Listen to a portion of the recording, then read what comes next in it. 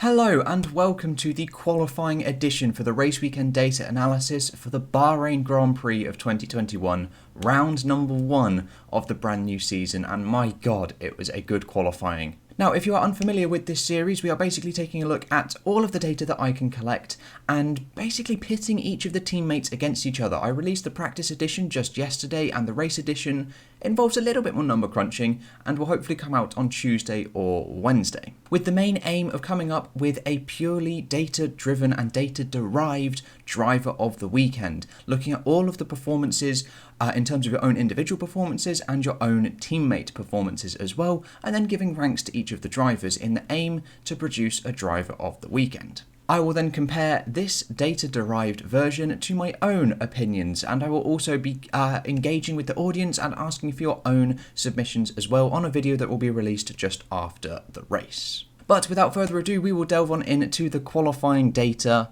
for the Bahrain Grand Prix, and of course we will end up starting with Q number 1. And the session was of course topped by Max Verstappen as he's led the 3 previous practice sessions, but Tsunoda managed to pop his mini AlphaTauri rocket ship into P2, Hamilton is P3, and Charles Leclerc banged his Ferrari in P4. That was absolutely insane. Bottas though down in P11 along with Sergio Perez in P10, Russell making it through in P13 for the Williams, an impressive outing considering his first lap was not ideal, but his second lap was absolutely stellar. Both Alfa Romeos are through in 9th and 14th. However, a yellow flag caused by two spins by Nikita Mazepin cost Ocon in the Alpine and crucially Vettel in the Aston Martin a shot at getting through to Q2. They were both on improved laps, but the second spin from Mazepin cost them dearly, which then meant we led on into Q2, and this was topped by both Ferraris, separated by just 1,000th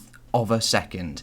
Then came the 2 Mercedes and the 2 McLarens, and also Max Verstappen in P7, the 2 Ferraris on the soft compound of tyres, the 2 Mercedes and Max Verstappen, and I believe the McLarens, don't quote me on the McLarens, but definitely the 2 Mercedes and Max Verstappen are on the medium compound of tyre. However, Sergio Perez is down in P11. He tried the gamble. He tried to get into Q3 on the medium compound of tyre, the better race starting compound, but it was not enough by just 300ths of a second. Not at all the start he wanted, and definitely not the start that Red Bull wanted, if they are really to challenge Mercedes throughout this whole 23 race season. They need both cars at the front all the time. It cannot just be a one-man band in Max Verstappen. However, Tsunoda had a bit of an iffy lap once again down in P13. He seems to be a little bit on the inconsistent side, but we'll delve onto that a little bit later on.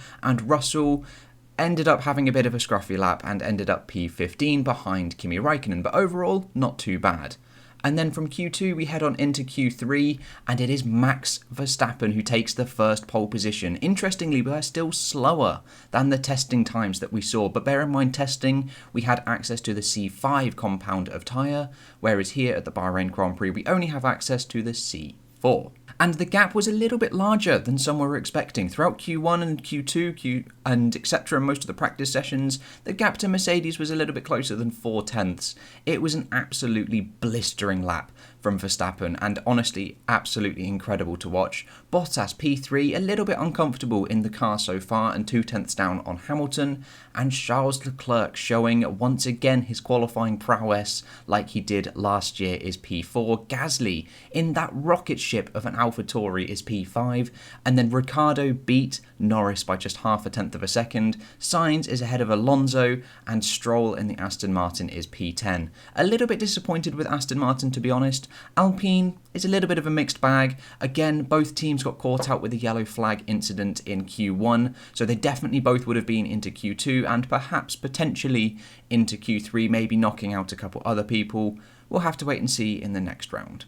But like we did in the practice edition, if I collate all of these times and convert them into seconds, I can produce a graph that looks a little bit like this. And now this graph just shows each driver's qualifying progression, and unlike practice, each driver improves, bar Russell and one other person, the Alfa Tauri of Yuki Tsunoda. Every driver improves their lap time from session to session, unlike what we saw in practice yesterday. And then smushing together the two teammates' times together into one team, I can then determine the most improved team from Q1 to Q2 and Q2 to Q3.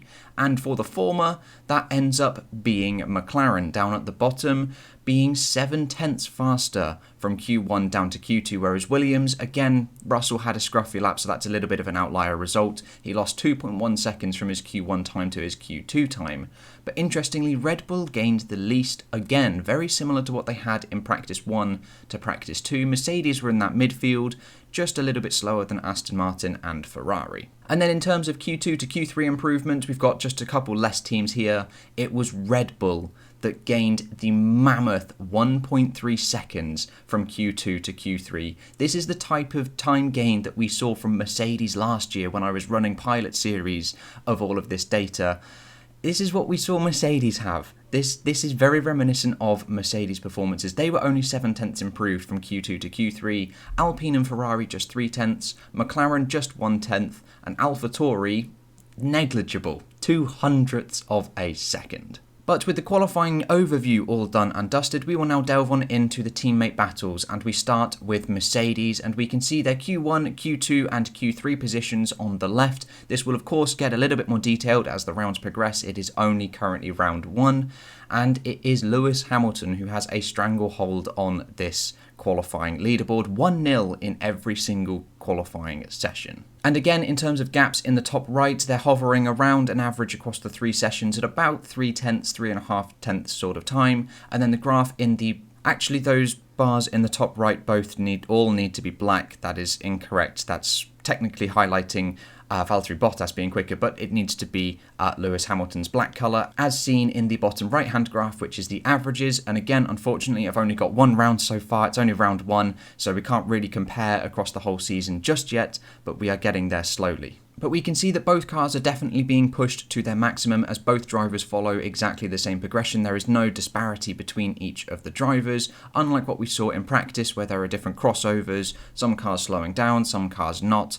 Each driver is pushing as fast as they can, just Hamilton is a touch on the faster side. And then from Mercedes we head on in to Red Bull, and this is where we see Max Verstappen's enormous pace gain, whether that came from turning up that Honda engine, even though Mercedes were bragging about their brand new engine modes and the engine that they were bringing as well, it wasn't enough to beat Honda. Whether that was Honda and Red Bull being able to turn on their tyres, the rear tyres better, who knows at this point in time. But again, this is definitely pointing towards Max Verstappen. He beat Sergio Perez quite comfortably in all of the sessions, and unfortunately that gamble in Q2 did not pay off for the Mexican. However, the gaps have come down from what we saw in practice. On average, it was just over 6/10, whereas now in Q2 he was 3/10, and you can imagine that gap would have been potentially closer.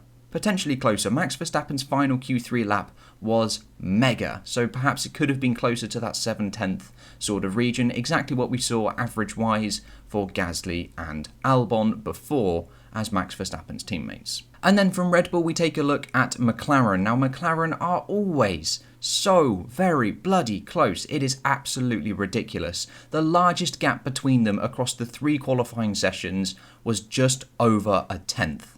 And then in Q3 it was 0.5. They are, regardless of which drivers they pick, McLaren, since they have had Lando Norris in that car, have had extremely close teammates. So far it is 1-0 to Daniel Ricciardo in Q1 and Q3, and then 1-0 in terms of Q2 in favour of Lando Norris. I'm so excited to see this battle unfold and see how it ends at the end of the season if they have another even split. It is going to be so very cool to see. And then from McLaren, we head on into arguably the biggest disappointment of qualifying, Aston Martin. They had so much pace potential, 100%, but unfortunately Sebastian Vettel caught out in that the yellow flag issues caused by Nikita Eggbrain in Q1. So it is Lance Stroll who has a head start in the Q2 and Q3 head-to-head battles. However, they didn't really improve much from Q2 to Q3, whether that was tactical or not. I doubt it, because you get your extra set of tyres for Q3 to purposefully run a time. I don't know. I'm not sure. In a midfield that's so intensely contested, you would want to be pushing 100% from the get-go. So I would say this is pretty much what we can expect from Aston Martin, to be around the Alpine sort of level, but behind McLaren. This is what I was saying from testing. If you were watching some of the testing commentaries that I was running on the Racing Statistics channel, that I thought McLaren was going to be a step above Alpine, Ferrari and Aston Martin, and it looks like they are. And speaking of Alpine, we head on into them next, and again, like Aston Martin, a touch on the disappointing side with Esteban Ocon. He was looking so comfortable ahead of Fernando Alonso in all of the practice sessions, and unfortunately he just couldn't quite carry that into qualifying, mainly because of the yellow flag issues. He was on a much faster lap like Sebastian Vettel at the end of Q1, but yellow flag rules are allowed or are in place, and you can't go faster under yellow flags. So I would be very interested to see what Esteban Ocon can do in 3 weeks' time in the next qualifying session, to see if he can actually keep up that momentum that he's gained so far in first practice. And it's going to be very interesting to see the race pace of the Alpine, because again, I'm a touch on the disappointed side. The car looks very sluggish going through the corners, and perhaps that is a defect of the large airbox raising the centre of gravity, and therefore not being as nimble and not being as agile as the car used to be when it was Renault last year.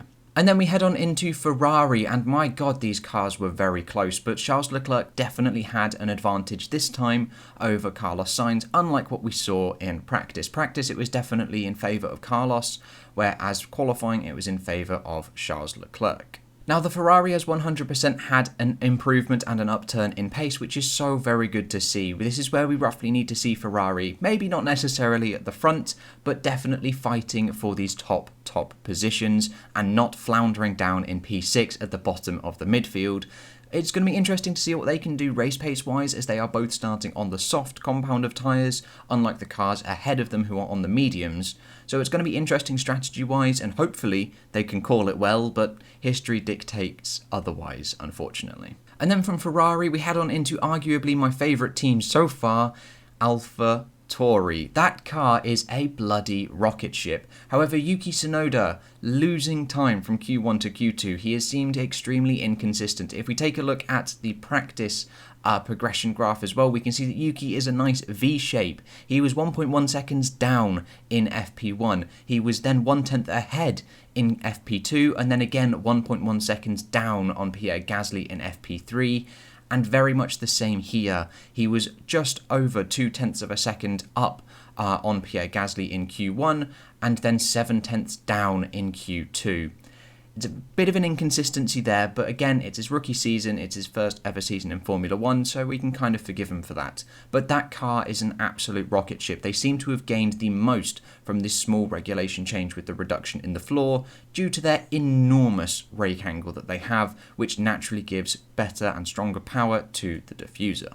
However, I do feel it's more sort of track specific for AlphaTauri, as they traditionally have always gone well at Bahrain. Similarly have Red Bull as well, and it may possibly change come some other tracks where it maybe suits the Mercedes or maybe suits longer wheelbase, low rake cars once again, like the McLaren, like the Aston Martin, etc. So it could be track dependent. It just depends on how many tracks are similar to Bahrain and how many tracks are similar to the longer wheelbase cars. And then from AlphaTauri, we head on into Alfa Romeo, another team that pleasantly surprised, and a team that Giovinazzi is so far dominating. He was dominating Kimi Raikkonen in practice, which is what we need to see, and once again dominating Kimi Raikkonen in qualifying.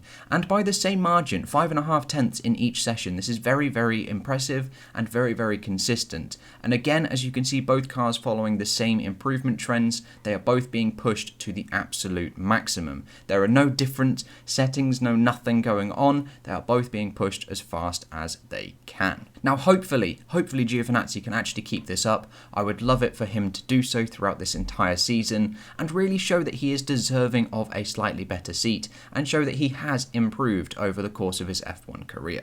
And then from Alfa Romeo, we head on into Haas. Now, for the qualifying graphs for these lower reaching teams, it gets a little bit data-less, as unfortunately we don't have any Q2 data, we've got no Q3 data, and therefore there's only one little data point to look at. And I also haven't adjusted the axis on the Q1 position, so we've got decimal points of positions, which doesn't actually exist. However, it's a little bit disappointing, especially from Mazepin, having spun twice. I personally thought, having done many thousands of kilometres in private testing for Mercedes in Formula 1 gear, I thought he perhaps could have had a little bit of a better control of a Formula 1 car. However, that wasn't quite the case. 2 spins and caused a lot of mayhem for the people behind him, and so far it is 1-0 to Mick Schumacher in that qualifying battle, and 8 tenths is quite impressive, but remember, Mazepin never really set a competitive lap time and will start last. And then we head on in to Williams, and again this is dominated by George Russell. Unfortunately, Nicholas Latifi was not able to get on into Q2. It would have been good for him to do so. That car has that Q2 pace, as we've seen with George Russell. It just didn't quite get there. It just hasn't quite got there for Nicholas, and I really hope he can. I really hope he can do something.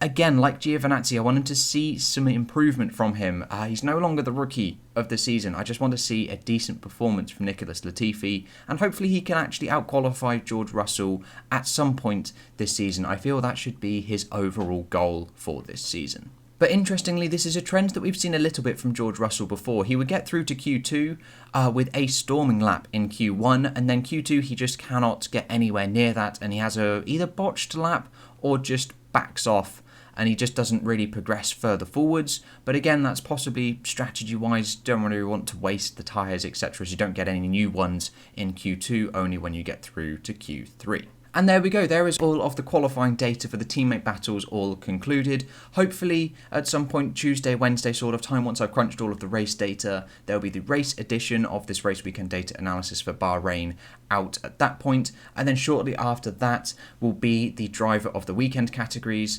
But then between this video and the race weekend data analysis, or the race edition of this series, there will be a opinion-y ranking thing where I will ask you guys for your opinions and rankings of each drivers. That'll probably be in like a Google Forms kind of thing, which you can just fill in, and then I receive those responses, and then that will go through the whole season, and we can see who was better. My data, or my purely data-derived rankings, my opinion, or your guys' opinion. But that is all I've got for you today, guys. I hope you have enjoyed, and I will catch you in the next episode with whatever and whenever I decide to make it. I'll see you guys then.